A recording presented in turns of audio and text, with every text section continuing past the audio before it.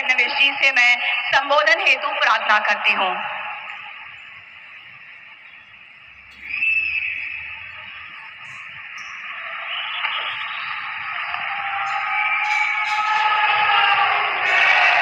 हिंदवी स्वराज्याचे सरसंस्थापक छत्रपती शिवरायांना मानाचा मुजरा करतो।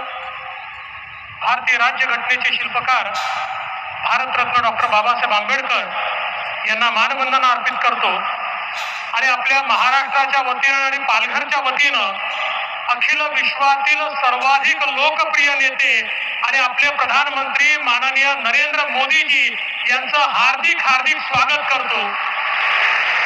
मंचावर उपस्थित माननीय राज्यपालजी, लोकप्रिय मुख्यमंत्री एकनाथराव शिंदेजी, उपमुख्यमंत्री अजित पवारजी, मंचावर उपस्थित सर्व केंद्रीय मंत्रीगण, केंद्रीय राज्यमंत्रीगण, राज्यातले मंत्री, सन्माननीय खासदार, सन्माननीय आमदार, आपले अध्यक्ष आणि उपस्थित सर्व माझ्या माता भगिनी आणि बंधूंनो, आजचा दिवस हा इतिहासामध्ये सुवर्ण अक्षरांनी लिहिण्यासारखा दिवस आहे।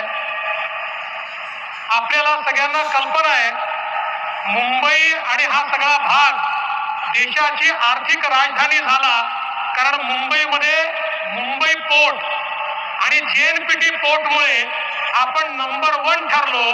आता त्याच्यापेक्षा तिप्पट मोठं वाढवण बंदर या ठिकाणी तयार होत आहे। गेले 30 वर्ष 40 वर्ष आपण नंबर 1 जेएनपीटी आणि मुंबई पोर्टमुळे राहिलो। पुढचे 50 वर्ष महाराष्ट्र पहिल्या क्रमांकावर राहील या वाढवण बंदरामुळे। आणि केवळ ये संभव हो पाया आदरणीय प्रधानमंत्री जी आपके कारण, क्योंकि 80 के दशक में वाढवण में पोर्ट हो इसकी संकल्पना की गई। ध्यान में यह आया कि पूरे देश में 20 मीटर डीप ड्राफ्ट केवल वाढवण में हमको उपलब्ध है और कहीं नहीं है। इसलिए यहाँ पर अगर पोर्ट तैयार होगा तो भारत एक मैरीटाइम पावर बनेगा। किंतु 1991 में सुप्रीम कोर्ट ने डहाणू का नोटिफिकेशन निकाला, एक कमेटी तैयार की और जन्म से पहले ही वाढवण पोर्ट की मृत्यु हो गई और उसके बाद सबने कह दिया अब ये पोर्ट बन ही नहीं सकता।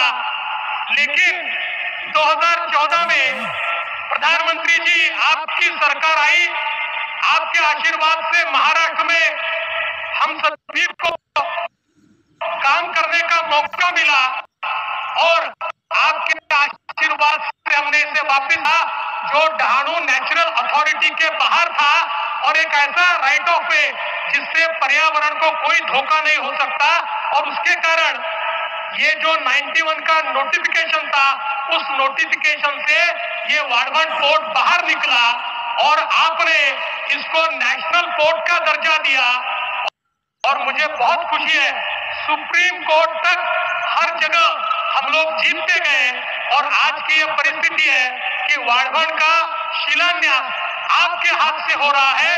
और मैं ऐसा कहता हूं, किसी भी देश के इतिहास में एक ऐसा वाकया होता है जो देश के लिए टर्निंग पॉइंट होता है। प्रधानमंत्री जी अगले 200 साल तक ये वाढवण का जो पोर्ट है, इस पोर्ट के कारण आपका जो नाम है वो इतिहास में दर्ज होगा कि भारत को आगे ले जाने का काम अगर किसी ने किया तो प्रधानमंत्री मोदी जी ने यहाँ पर किया। और इसलिए मैं उनका बहुत बहुत आभार व्यक्त करता हूँ। और आज ये क्षण आ चुका है, मैं प्रधानमंत्री जी इस समय एक सुझाव देना चाहता हूँ कि जिसकी फिजिबिलिटी हम लोग देखें। आप जानते हैं दुनिया के सारे बड़े एयरपोर्ट ये रिक्लेमेशन करके इसी प्रकार से समुद्र में पोर्ट के आसपास तैयार किए हैं। मुंबई में हम आने वाले दिनों में मुंबई जो बढ़ने वाली है वो सारी की सारी इसी वसई विरार पालघर साइड में बढ़ने वाली है।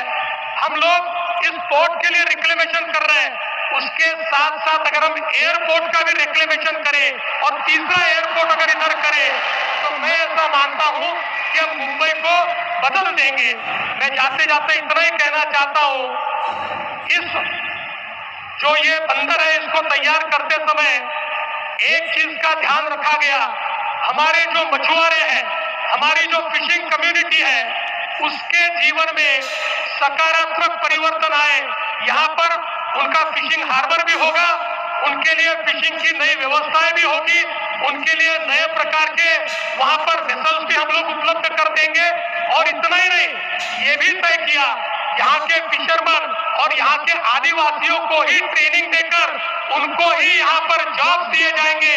1 लाख अवसर यहाँ पर तैयार होंगे, वो यहाँ के आदिवासियों को, यहाँ के ओबीसीज को और यहाँ के फिशरमैन को देने का निर्णय किया। और मैं जेएनपीटी का आभार व्यक्त करता हूँ, उन्होंने उसका ट्रेनिंग भी शुरू कर दिया है और जल्दी ही इन सबको बहुत अच्छी नौकरियां मिलेगी। तो यहाँ की लोकल कम्युनिटी को बिल्कुल डिस्टर्ब किए बिना देश का सबसे बड़ा पोर्ट बनाने के लिए प्रधानमंत्री जी आपको बहुत बहुत धन्यवाद देता हूँ और अपने शब्दों को विराम देता हूँ। जय हिंद, जय महाराष्ट्र।